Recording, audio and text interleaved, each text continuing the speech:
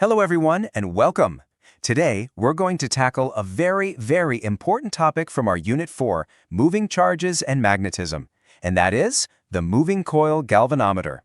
Now I know it might sound a little complicated, but don't worry. I promise by the end of this session, you'll understand it so well you'll never forget it, and we'll make it bilkul exam safe. So, what's our plan for today? Well, first we'll ask a basic question. Why do we even need a device like this? Then, we'll uncover the secret force that makes it all happen. After that, we'll look at the main principle, how the galvanometer is actually built. And, very importantly, I'll point out some common exam mistakes that you must avoid. And finally, we'll wrap it all up. Jello, let's begin. Okay, so let's start with our first section, the invisible current detector. The whole idea is simple, really. How do we see something that, well, we can't see? I mean, just think about it for a second. We always say that current is flowing through a wire, but what is it really? It's just a massive stream of tiny electrons, and they're completely invisible. You can't see them with your eyes, right?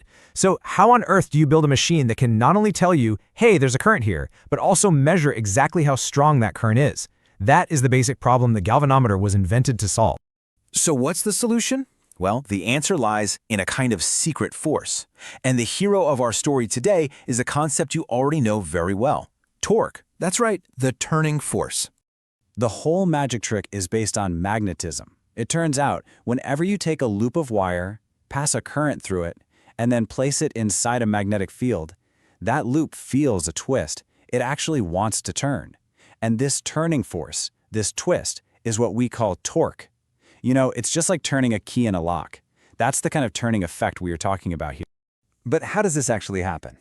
Take a look at this diagram. When current is flowing through the loop, see? One side of the loop gets pushed up, and the other side gets pushed down. Now these forces are equal, but they are acting in opposite directions. This creates what we call a couple, and it's this couple that produces the turning effect and makes the whole loop want to rotate. And of course, in physics, we need a formula for this. So the torque, which we represent with the Greek letter tau, is equal to N times I times A times B times sine theta.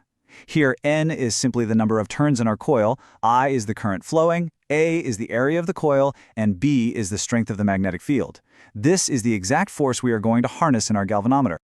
All right, now that we understand the force, let's get to the main principle of the galvanometer itself. And listen carefully, because for your exams, knowing the exact wording from the textbook is very important.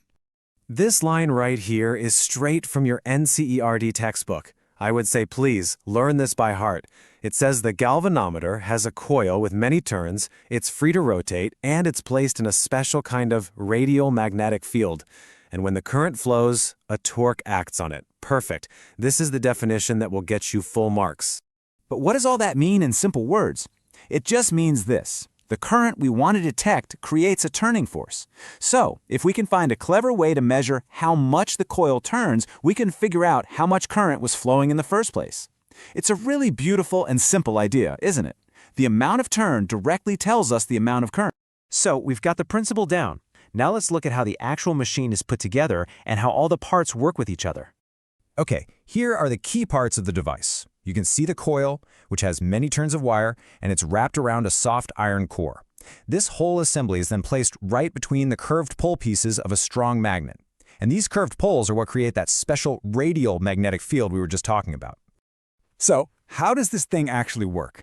Well, it's like a beautiful 5-step dance between forces. First, the current you want to measure flows into the coil. Simple enough.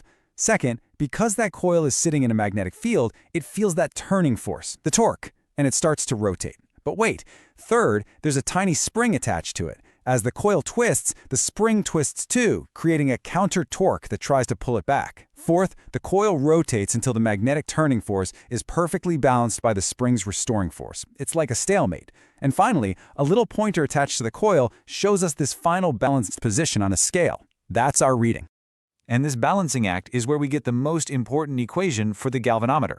At equilibrium, that's the point where the pointer stops moving, the magnetic torque, NIAB, is exactly equal to the restoring torque from the spring, which we write as K times phi. Here K is just a constant for the spring stiffness, and phi is the angle the coil has turned. Now, if we just rearrange that equation a little bit, we get this beautiful result. The deflection, phi, is equal to a bunch of constants, N, A, B, and K, multiplied by the current, I. And since N, A, B, and K are all fixed for a given galvanometer, what does this mean? It means the deflection angle, phi, is directly proportional to the current, I. This is the magic. If you double the current, you double the deflection. It's a simple, linear relationship.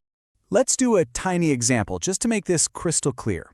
Let's say a very small current of 2 microamps causes the pointer to move 10 divisions. So what current would cause a deflection of 20 divisions? Well, we know it's a linear scale, right? So if you've doubled the deflection from 10 to 20, you must have doubled the current. The answer is simply 4 microamps. See? It's that intuitive. Okay, now for a very, very important section. Let's talk about the silent killers. These are the common mistakes that students often make in exams that can cost you precious marks. So please, pay close attention here. Okay, first big mistake. Many students think you can just take a galvanometer and connect it directly into a circuit to measure the current. No, beta, you absolutely cannot do that. A galvanometer is an extremely sensitive instrument. If a large current passes through it, it will get damaged. Plus, its own resistance is quite high. So the correct exam-safe idea is that you must first convert it into an ammeter. And how do you do that? By connecting a very small resistance, which we call a shunt, in parallel with it. And the second mistake, thinking that any old magnetic field will do the job. Nope. The field must be radial. Why? You remember our torque formula? Tau equals NIAB sine theta? Well, that special radial field, which is created with the help of that soft iron core, makes sure that the angle theta is always 90 degrees. This means sine theta is always equal to 1. This is what gives us the simple torque of NIAB, and that beautiful linear relationship where deflection is proportional to current. Without a radial field, the scale wouldn't be linear, and it would be a very bad measuring instrument. All right, we've covered the principle, the construction, and the common mistakes. Let's move to our final section now, to summarize everything and see how this important topic connects to other parts of your syllabus. You know, one of the most important things to see is how this device connects to everything else. The moving coil galvanometer is like the mother device. From it, by making a small change, we create the ammeter to measure current.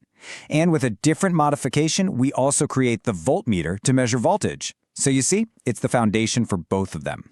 And of course, it is the best practical example you will find for the principle of torque on a current loop. So, for your exam, what are the 4 key takeaways that you absolutely must remember? Number 1, a galvanometer works by balancing 2 torques, the magnetic torque and the spring's restoring torque. Number 2, deflection is directly proportional to the current.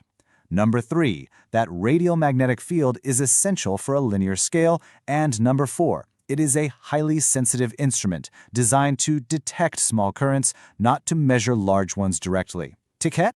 And I'll leave you with a final thought to ponder.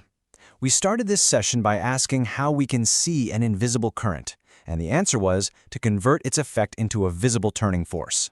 This makes me wonder, what other invisible forces are all around us, just waiting for us to discover them, if only we can find the right clever principle to convert them into something our eyes can see? Think about that. Thank you for learning with me today.